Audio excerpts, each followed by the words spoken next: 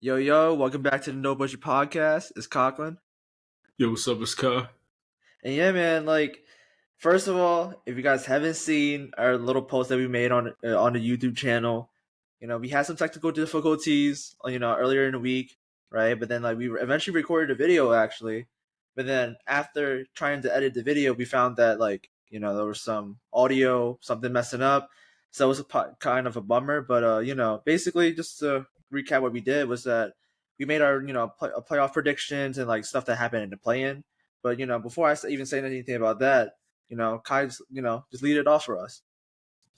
Yeah, so in that video that's kind of lost in the files right now, the main point of the video was talking about the plan and then going forward and giving our predictions in round one.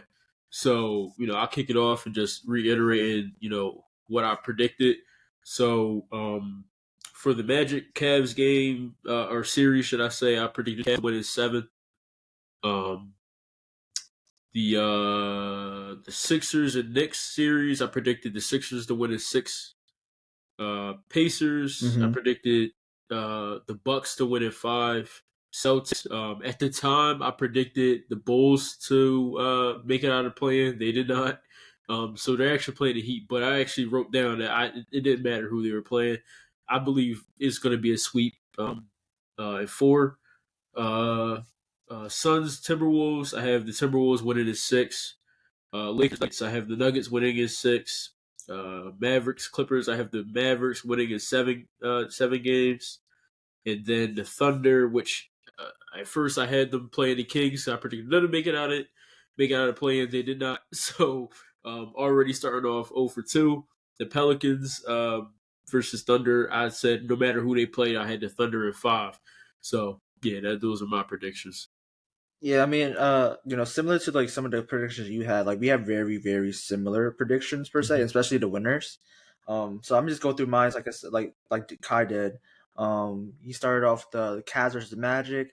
He had him winning. He had the Cavs winning in 7. I got the Cavs winning in 6. I had the Celtics similar to Kai playing the Bulls, but they play the Heat now, but I still got them. I'm not. I'm be honest. Like they're gonna sweep them 4-0. Right. The Bucks Pacers, I had them winning. I had them winning in 7 Okay. instead of 5. And then who else? It was the Sixers and Knicks have Sixers in 6 as well. And then moving on to the West, I got the Thunder winning in 5. The best doesn't matter who they played. Had the Mavs in 6, which I might leave 7. I'm not gonna lie, Yeah. but we'll get into that. And then the other 2 games, Suns. I had a hot take, which I might take back. I don't know. I might stand on it, but I had the Suns in 5. I mean, they let up Yeah. one game, but we'll get into that. And then last but not least, the Nuggets and Lakers. I had the Yeah. Nuggets win in 6. Like Yeah. Conklin said, we had a lot of very similar picks, especially the winners. That Suns pick is getting hotter by the day. Um, so just based off of his prediction, that means that the Suns are going to win 4 straight games. So we'll see, right? Anything can happen Yep. in the playoffs, right? Which as we've already seen so far. So I feel like that's the perfect segue right into the round 1 matchups. So starting off the games on Saturday, the first game of the day was Magic versus Cavs. I was actually at a wedding when I was watching this game, so I was multitasking. You know what I mean? The no bullshit. We never take days off. You know what I mean? So, um, Yep. some notes. So Cleveland takes game 1. Final score was 83-97. Very typical score. If I had to predict between these two teams, very defense oriented. Donovan Mitchell with 30 points. Uh, Allen with 16 points and 18 rebounds. Everyone on the Cavs, interestingly enough, had a positive plus minus. So I feel as though that tells you a lot. Paulo Banchero had 24 points. In my opinion, I don't think he was aggressive enough. The Magic as a team shot 8 for 37 from 3, which is pretty much the story all year. Just poor shooting.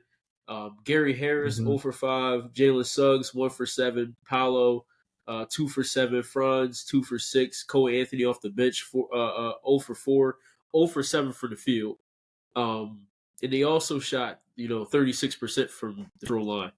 You know, it's hard to win a game when, you miss 11 free throws and you lost by 14. You know what I mean? So I feel like as my prediction, I have the Cavs winning in 7, but I feel like this is hopefully from the Magic perspective, look at this game. If I'm on that team, I'm looking at it like, yo, we missed a lot of shots, right? Like you could say good defense, but we missed a lot of shots that if those shots land, we actually squeak out here with a win. So it definitely feel as though this series is not over, but definitely a very very good win by the Cavs in Game 1.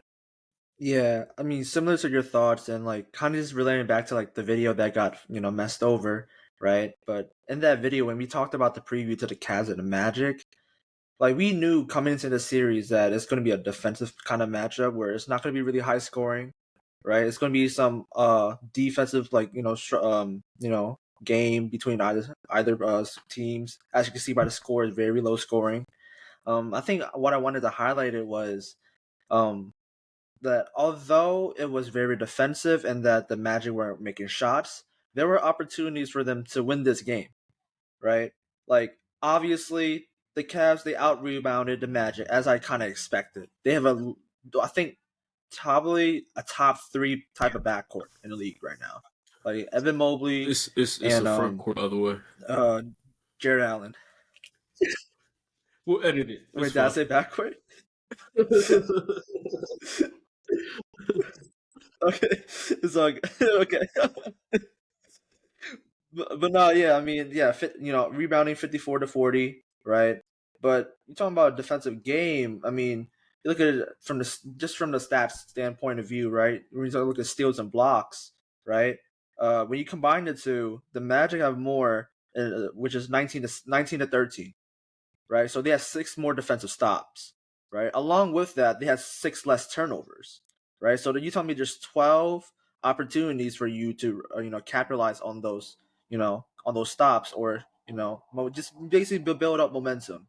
But what I realized is that when I look back to the game, right, and look through the play-by-play on those 12 opportunities they were given, they only converted 2, and that's one main reason of the game, right? Another reason of the game is for sure the free throws, right? You look at the free throws. That's one way for a team that's like when they're not making their shots. What's one way to get back in the game? It's free throws. It's always free throws, slowing down the game, right? And they had 30 free throws, but they missed 11.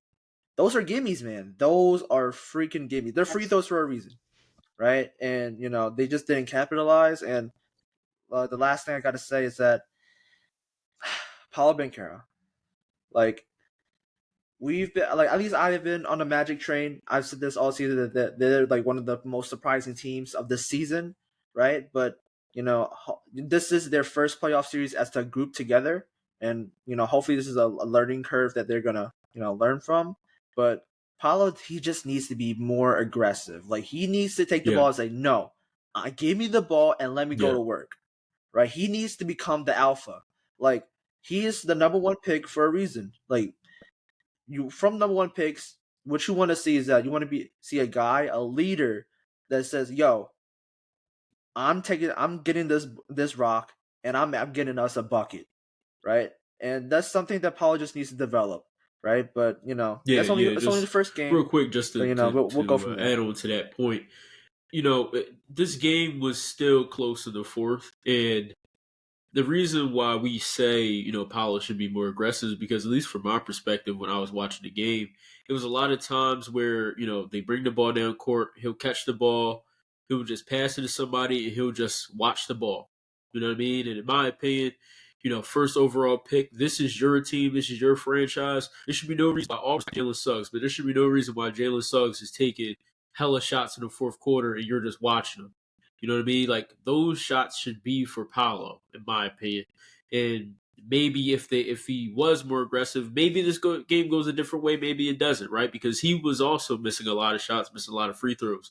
But like you just said, but in terms of learning and everything, this is the first game. This is the first punch. You know what I mean? So you really know how a team is what a team is made of, not only in game two, but especially once the floor changes. Right when you go back to Orlando, you kind of be able to kind of assess everything and game plan for that ride back home.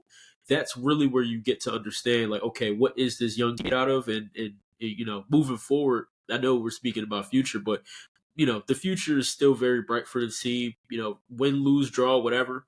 Um, but yeah, I going speaking of young, going on to this next game, Suns and Timberwolves. In my opinion, might have been the best game of the weekend. I don't know. Because listen, man, Ant-Man and KD put on a show. Anthony Edwards, 33 points, KD, 31 points. It just seemed like both of these guys just could not miss. Like, it didn't matter who was contested, no matter what the defense was or what shot they were shooting, it was just going in. Minnesota's defense is very real. That's one of the biggest takeaways I had from this game. Whether it was, forcing turnovers, getting steals, getting stops, just hounding the ball carrier. The main guy for that is Jaden McDaniels. He is a menace on defense. Devin Booker, he really struggled in this game. 18 points on 5 for 16 shooting. And again, a lot of that was Jaden McDaniels doing. You know what I mean? Like, he was hounding him from the moment he got the ball to the moment he released it. And it was actually kind of interesting because even though the Timberwolves are playing solid defense, obviously, winning 120 to 95. First of all, just keeping this level of offensive talent under 100 points is an accomplishment within itself. Um, but a lot of the guys in Minnesota were in foul trouble. So they had at least four guys that had at least four or more fouls in this game. So the fact that they were still, again, able to keep these guys 100 and while being in foul trouble is very impressive, man. Yeah, I totally agree with you. Like I said earlier in the video in the pod, I predicted the Suns to win in five, and technically they didn't let me down yet. So, so yeah, I mean, but no, for real though, the Timberwolves after the first quarter, as they eased into the game, they dominated, flat out dominated, right? Whether it's on the boards and it was drastically like big difference on the boards, like 52 to 28. That cannot cut it. When you look at the offensive rebound numbers comparing to both teams, one team got 13 offensive rebounds, the other team got 3. like, like what's going on here? And I mean, but here's the thing though. It's credit to the Timberwolves where I gotta say this again, man. Where the unnecessary hate that this man Rudy Gobert gets is insane. Like, people gotta realize Rudy It very Gobert much is so. gonna go down in league history as one of the best defenders of all time, especially at the center position, right? And yes, there's like hate because of the thing that what happened, during before COVID actually happened and stuff, and him getting exposed in some series enough a couple years back when he was on the Jazz, right? But when you look at all totality, what this man brings to a Timberwolves team is that not only does he allows them to play bigger, but it's in a sense where it's like Yes. they can Yes. play a lineup where they can have 3 bigs on the floor at the same time, which is scary, right? And which what I love is that when you have Nas Reed, Yep. Cat, and Gobert on the floor, it's the fact that like they all have different play Nope. styles. They all do, right? It's not like the traditional center where it's Yes. gonna mess up the spacing. It's not because Nasri he's added a 3 point shot, right? Cat, we all know Cat. He's probably the best 3 point shooting big right Yep. now, right? Or at least up there per se, right? And he can obviously do his thing on offense and besides shooting threes, right?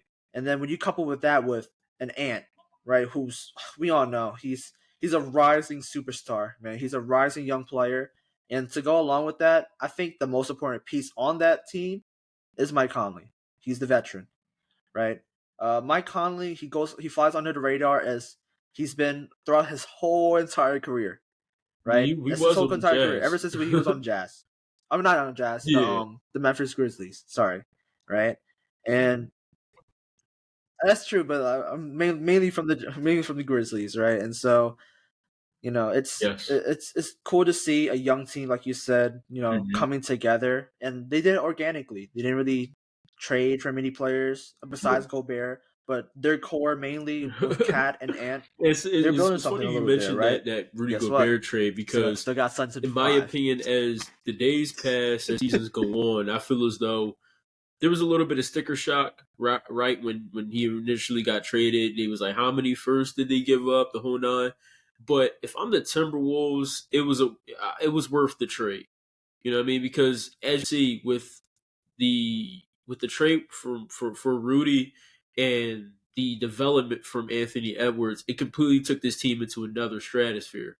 You know what I mean? Like where we're talking about not even like what is it 3 years ago that this is the same team that was celebrating that they made it into the play. You know what I mean? So now we're there. This is a team that has finals aspirations. So I feel like sometimes when you're going to win now, sometimes yes, you are going to have to sacrifice a little bit of your future. But that's what the good teams do. You don't play both sides, because that's how you get stuck in mediocrity. So I definitely feel as though if they're able to get out of this round and possibly even get to a conference finals, I feel like there's no discussion of if this trade was worth it or not. Um, but going on to the Sixers and Knicks, so it's went 111 to 104. They take a one game lead in the series. This was a very interesting game.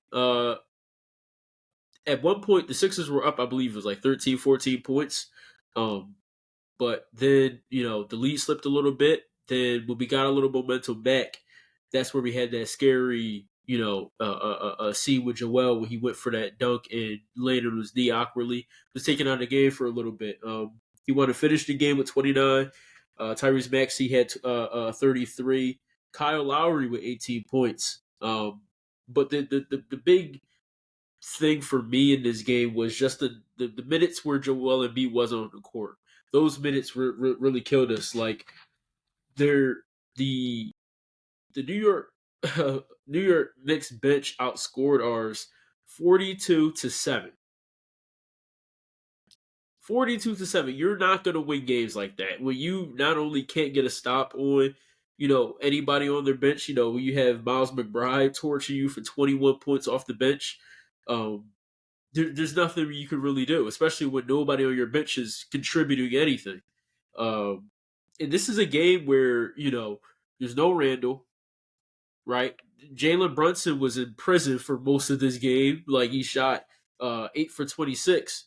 So you would think that spells a win, but again, when your bench is able to give you 42 points, that could mask a whole lot of issues that your starting offense could give you. So again, I predicted Sixers and 6. So this is definitely a tough game to give away.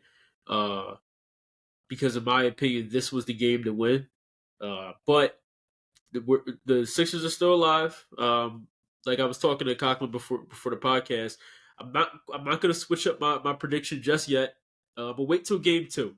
Game two will show me. Okay, was this just a hiccup, or will Nick Nurse have an answer for the problems that showed up in game one? Yeah, I mean, honestly, like, talk about this game was a little back and forth, right? Where it's like, Sixers, they start off hot first quarter, right? But then, like you said, like, talk about a 50-50 type of play in the sense that, like, you know, the B, he got the offensive rebound and poster the defender right in front of him, right? But, I was like, momentum is like, the crowd is rocking, but then as he landed onto the ground, he just, the camera pans down and then he sees Mm-hmm. Embiid, you know, basically contemplating life in a sense. It's like he's in shock. He's like, oh no, I felt something like this before, right? And all Sixers fans around the world, especially in Philly, they're like, oh god, here we go again, right? And so like you said, the quarters, the minutes that he wasn't in Yeah, the game, it was very, very pivotal, because that's when the Knicks went on a run. They took advantage. They took advantage of that for sure, right? And I just want to say this is that although Maxi did score 33 points, I'll credit him that, right? I would like to see some more moments where he would ask for the ball more, in the sense of like, take the lead, take the charge, right? In the sense of like, yes, instead of like settling in, be more aggressive and go get it, right? Not, you know, on like you're like a second option on a play or whatever, right? And like you said, the bench. I said this all season about the Sixers. He has no scoring. There's no scoring off the bench, right? And don't be fooled. Don't be fooled by trading for a guy like Campaign. Come on now, what are we doing? no, If you're gonna rely on a guy like Campaign to come off the bench and score an average like maybe 15-ish points a game, that's not gonna work, bro. Like, that's not gonna cut it, no, right? it's not Kelly Oubre, consistent. he's a good spark plug, but he's not like definitively gonna give you good production every single game, right? And we all know the best player on the team, Tobias Harris. As much as we love him, man, he's playing like a lost No. puppy. I am not gonna lie. Like, Mm-hmm. the amount of talent that this man has, he should not be playing like this. He should not, and this is very, very concerning, right? Like, you can art like you got people out here saying that he's playing like fucking Furkan Oh, Korkmaz. 100%. 100%. like Like, that's insane. But Yeah, we yeah. know how much talent, more talented than he is than Furkan Korkmaz, right? But he's playing like a shell of himself, right? So when you got that, coupled with like not making shots and here and there, and Embiid, he he he he struggled. He struggled. He struggled that night. He just couldn't make shots like he would used to, especially on the pull up like around like the free throw line around there, Yeah. right? Hitting this front iron and just not just Mm, or just messing completely like that, right? And I feel like the Sixers team is like it's Embiid or nothing, and I feel like you kind of feel the same, right? But as much as we want to talk about the Sixers and how they failed to do certain things, I want to credit the Knicks. The Knicks, they fought, mhm. and you want to talk about a player that is the life and soul of that team right now is Josh fucking Hart, right? Yes. This man, no matter if he's having a bad shooting night, will give you Yes. great defense, will give you great effort trying to rebound from the ball. He'll be away like the half court line and Hmm. somehow get a fucking rebound. That's the type of effort that and the type of player, honestly, that every team should Yep. want to have, right? But he was a key player down the stretch for sure. He played every minute of the Yep. second half, right? Like, that's insane. And I think he shot like 4 straight threes that basically killed the game. Like, he was hitting insane amount of threes. He just got hot, right? Even though he was coming off cold in the first half. But We'll credit see. to the Knicks. But like Um, Kai said, it's the first so game, moving on and to I the also next still game, got we the have Sixers winning in six. Lakers Nuggets. So we'll Denver see what happens. wins 114-103, take a 1-game lead in the series. LeBron James, 27 points. Anthony Davis, 32 points. D'Angelo Russell, 13 points, shooting 6 for 20, 1 for 9 from 3. That speaks some stuff.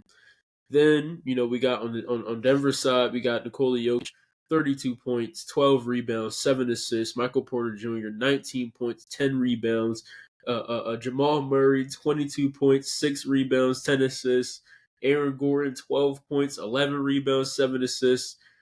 Like the Lakers were just unmatched, and throughout this series, I feel that'll be on full display. Because it's the same story from last year. They just do not have the talent to keep up with a team like Denver. The Denver Nuggets are, in my opinion, the best and most talented team in the league. So, like, when you have 4 of your starting 5 guys either have a double double or have 20 plus points, like, if I'm not mistaken, yeah, everybody in the starting lineup had a double double. Like that's like this is like 2K numbers. Like is and then especially when you have to battle that, and then your team is not a good 3-point shooting team, right?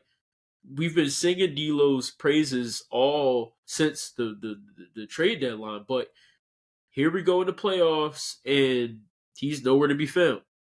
You know what I mean? Like fucking 6 for 20 is not going to cut it. 1 for 9 is not going to cut it, right? When you have LeBron giving you 27, AD giving you 32, all they need is somebody to do something. And year in and year out, ever since their championship run, they have not had that guy to really pick up the pieces.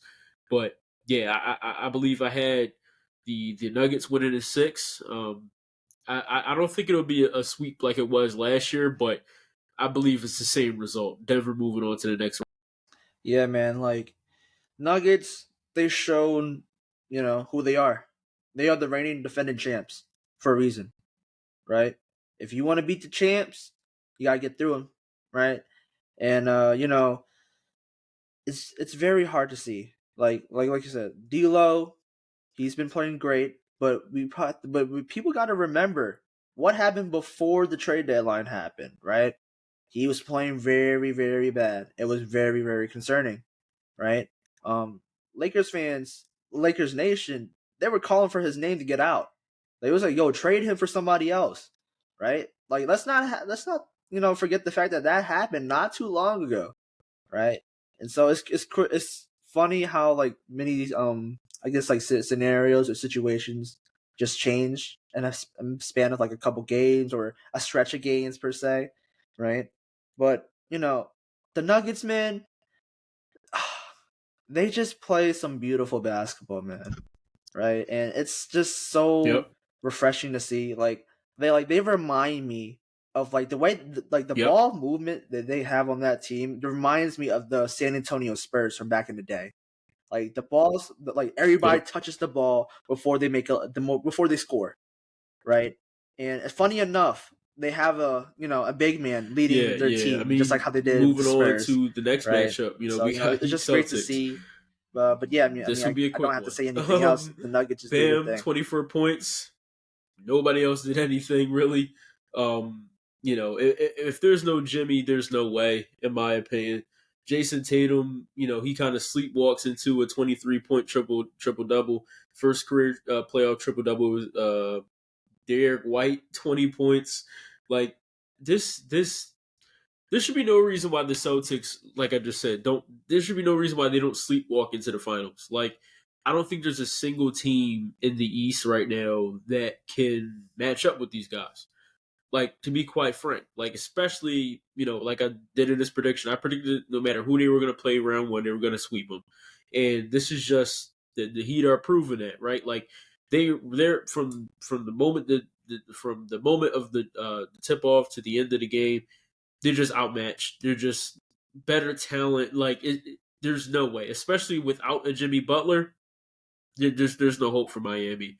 Um, it's unfortunate because these two teams have given us classic matchups, but this year is just not one of those years. If the Heat were fully healthy, I feel as though this would be a little bit of a closer series. But as we sit right now, it's gonna be a sweep. Yeah, I totally agree with you. Like the Celtics, I said Celtics, the Celtics, they're just a juggernaut of a team, man. Like the way they've been able to add not only Drew Holiday but also Kristaps Porzingis, that's insane. See him all, that's like all season moves of the year. Like you want to talk about stuff like that? Like that's Let insane. Like alone to a I don't team that see 2 years that. ago I was mean, you in the don't see that finals. generally Like this is crazy. happen in one off season, right? And it's just insane how they're able to just do it. And credit to their front office. Yes. Uh huh. And it's just insane to see like that basically completed like the starting five, the dream five that they wanted, right?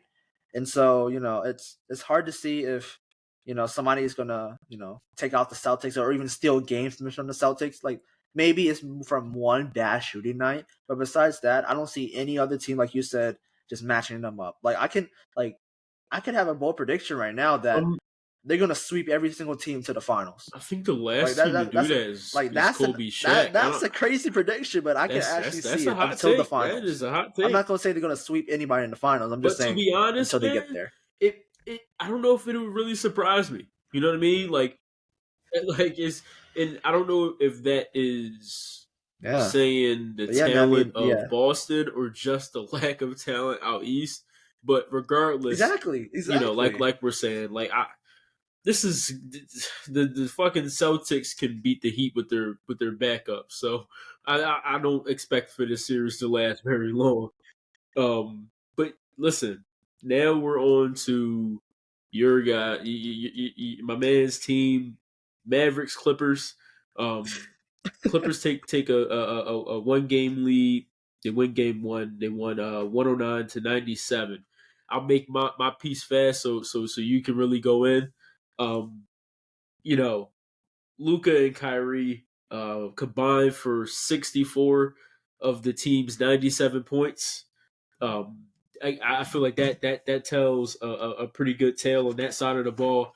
Then on the Clippers side, we got Paul George with 22 points, Zubats with 20 points and 15 rebounds, James Harden 28 points, eight assists, and the Clippers bench outscored the Mavericks bench 33-19.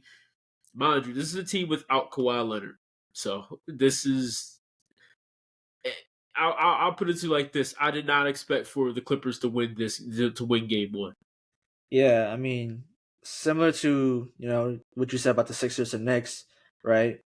For you guys, you said that Game One was a game that you guys needed, right? I think for our perspective, from the Masters and Clippers, hearing when Kawhi is out, I was jumping for joy. I was like, "Oh snap!" Kawhi in the past, especially in Masters of Clipper series, he's been our killer. He's been our kryptonite, right? And it was like we had a perfect opportunity to make a statement and say, "Yo, we're taking Game One right now. We're not. There's no funny business, right?" But god damn, what the hell was that first half, man? That was atrocious. Like the first quarter was one thing, but the second quarter was even worse. Like, like Oh, I, we went a complete 5 minutes without scoring a bucket. 5 minutes, boys. 5 minutes, and it's just so dumbfounding. And this is what I'll say: we weren't making shots. That was completely shown, right? But one thing I wanted to say is that Luca, I know you got your points, I know you got your stats and stuff like that, but I don't care how much good defense yep. they're playing. You gotta ask for the fucking ball, dog. And I'm speaking this because I'm saying this about our star player, a guy who's in the MVP conversation. I'll be honest, he was not Yep. playing like a fucking MVP today. He was not, right? He Yes. like here's the thing. He's a superstar. He's a player that I very, very love. I mean, shoot, I Mm-hmm. have his jersey right now, right? But if he's not gonna, this is no bullshit podcast, guys. I'm like, we're gonna call shit out how it is, right? We're not gonna sugarcoat it, right? And so Luca, he just needs to ask for the ball. Simple as that. And there'll be plays where Terrence Mann Mm-hmm. or Paul George or somebody is on him, right? And then he's trying to move around, trying to get the ball, and he just gives up. I was like, okay, go, Kyrie, go ahead. No, you are the number one option. You are the Yeah. face of the franchise. Yes. You gotta assert yourself, right? And the Clippers, one thing I'll credit one thing that they did is that they threw bodies at Luca. They threw bodies at Luca, Mm-hmm. right? But Luca, we've seen from past matchups when he did play against the Clippers is that he took over the game. He didn't take over the game. I'm sorry, right? There was one thing that stood out to me when the Yep. broadcasters were talking about it, right? Where they said Ty Lue told the Clippers squad before the game started, "We're not going to settle into the game. We're going to punch them in the mouth right away. We're gonna hit the ground running." And that stood out to me from the first, for the first instance, a few minutes of the game What's going on here? They're punching us in the mouth. We're not responding at all, right? And it was too much give and go. It's like, oh, Kyrie, you go out, you do this. Oh, Luka, here, you do this. There's no ball movement. But like all the stuff that we've seen on this great run that they had towards the end of the season, right? That was not shown tonight. It was not shown. It was a shell of themselves, right? And the Clippers, you cannot have a great shooting night, but then also have. Oh my god! I'll say this: Zubac, he's a great player. He's a good, solid player. But what the Mm-hmm. fuck was that? like Gafford, come on, man. Gafford, come on. Come on. He literally dominated our bigs. Gafford, Lively, fucking Kleber. Oh, don't get me started about fucking Powell. Oh, oh, oh, oh, oh. But you know, Yep. guns blazing. It was too little too late because in the fourth quarter or late in the third, heading to the fourth quarter, we got like a very big run. But then the Clippers, their role players, they just knocked down threes, right, and just prevented us from doing anything, right? And it is what it is. I mean, game one is Yep. in the books. We're down 0-1, but I gotta say this: whether Kawhi is playing or not in game two, it is a must-win game in game two because Mm-hmm. I'm not sure how it would be going if we go to game three at Yeah. at Dallas and we're down 0-2. Now, I'm not saying that it's not possible, right? Because we've seen the Mavs be down 0-2 before and come back and win in game seven, right, to Yeah. the Suns, Yeah. right? Yeah. But, And that's the it's thing. just It's that like you said, like if we've Kawhi seen isn't this there team again and you come lose, back, win a game seven, but the as a series is team, you over. don't want The to have series is to over. wait for a You know what I game mean? seven, right? You want to, get to the next round as fast as possible, right? So definitely game two. A lot of a lot of these series are gonna be, you know, very important, right? Because what's the old adage? A series doesn't start until the opposing team wins on the opposite team's court, right? So, because if I'm a team, I go down 0-2. Okay, cool. We fly back to our place. If we win at home, okay, now it's tie series. But if we're able to steal one on their court, completely changes the whole dynamic of the series. So for a lot of these teams that are down 0-1 right now, they're going to be scratching and clawing on game two to try to get that win, right? So very interesting to look forward to. Like in my prediction, I predict this series is going to seven. I feel like it's going to be fireworks. So who knows how long Kawhi is going to be out for? But from the Clippers' point of view, very very solid win, being able to win this game against a very dangerous Mavs team without your best player. Um, and then the final game that we have written down, because right now the Pelicans and the Thunder game is going on as we're recording this. The Thunder are up 88 to 85 right now. Yeah, it says they're up 88 to 85 right now. So it's still a close game. So maybe the Pelicans are able to squeeze out a win here, which I did predict the Thunder to win in five. So that would be their one loss they give up. Same with Conklin. So who knows? Who knows? Maybe they win this game. Maybe they don't. But the final game that we're going to talk about in this episode is the Pacers and Bucks game. So the Bucks win this game without Giannis, 109 to 94, take a one game lead in the series. On the Pacers side, Pascal Siakam with honestly a huge game, 36 points, 13 rebounds. He's been everything. He's been everything as advertised since he's arrived in Indiana. Um, Unfortunately, their young superstar Tyrese Halliburton has been on a skid pretty much since the All Star break, and it carries over into the playoffs. 9 points, 7 rebounds, 8 assists in his playoff debut is not great. 4 for 7 shooting, right? So you only took 7 shots. That's just crazy. You're supposed to be our best player. You only shoot the ball 7 times. I don't know how that's possible. On the Buck side, Damian Lillard, huge game. 35 points. Funny enough, all his points came in the first half. He actually shot 0 for 5 in the second. But listen, they won. Um, Chris Middleton. This is the reason why you have a Chris Middleton on your team. Because he's able to give you 23 points and 10 rebounds in the playoffs. A Bobby Portis, right? There's a reason why this guy is year in and year out in the conversation for sixth man of the year because he is one of the best players coming off to the bench in the entire league. He gives these guys 15 points, 11 rebounds. Again, no Giannis, right? We're talking about a guy that is a top two player in the world. And they were able to win against the Pacers, who in the regular season have had these guys numbered. They were able to get this win without them. And to be honest, this game one, and I know it is just game one, but this game one is a reason why I don't take regular season matchups into the playoffs because everything changes when you get into playoffs, right? The schemes are different, the energy is different, right? So, and for the Pacers, this is a young squad. This is their first time being together, being in the playoffs. So I felt as though this is going to be a very interesting uh, to see how they react.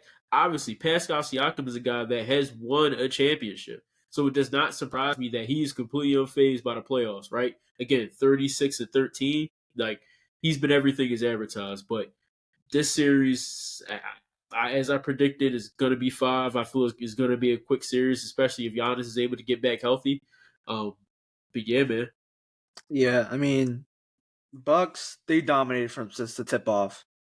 I mean, Dame, he went on a heater, man. first quarter, he went on a heater. He was not missing, right?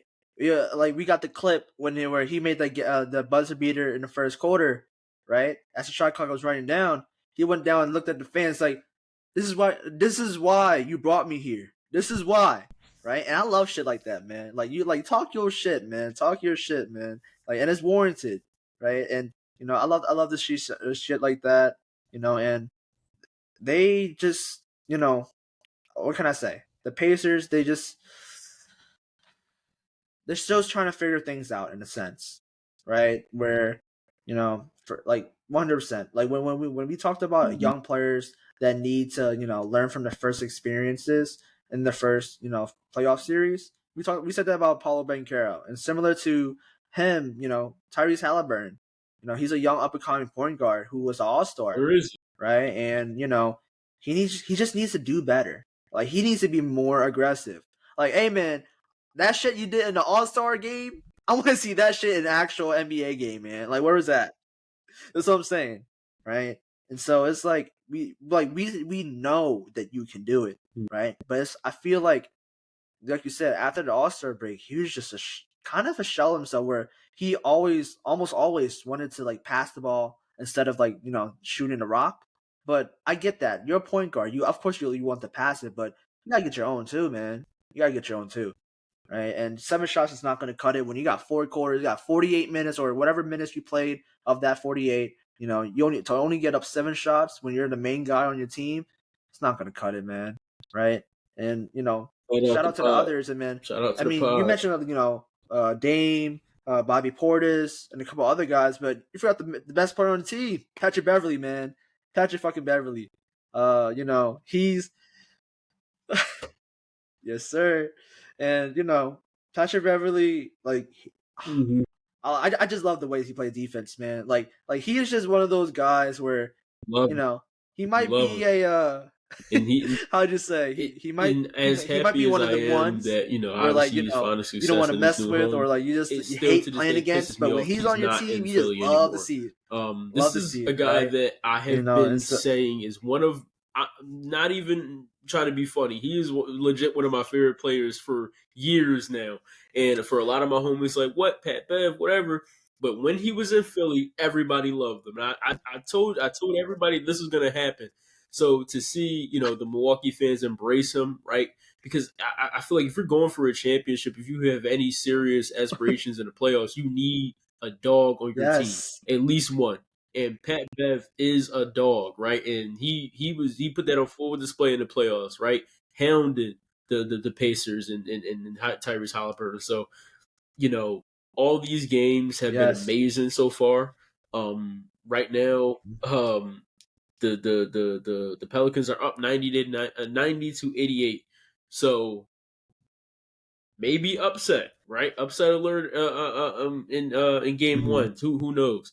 But this has been, again, an amazing weekend of basketball, and we Post have many game. days to go coming up, man. And like, listen, we're gonna have videos for all of it. We're gonna Hmm. be very active in this playoff this year, so definitely be on the lookout for that. We're still trying to get down the Yes. Oh my scheduling for gosh. for how we want to record these, because unfortunately, we do not do this full time, so we have a lot of things schedule wise we have to work around. But listen, do not think that we're going. We're figuring it out, and we're gonna have Yeah. videos out. We're definitely keep you guys in the loop. But like I always say, the love and support you guys have shown us on all our social medias, on all our platforms, has been heartwarming, and we definitely appreciate all of it. So we'll definitely have all of those things down in the description below. Make sure you guys keep like, commenting, subscribing, and sharing it. With that being said, man, it's been a no bullshit podcast, man. And we'll catch you on the Yes, next one. sir. Yes, sir. Peace.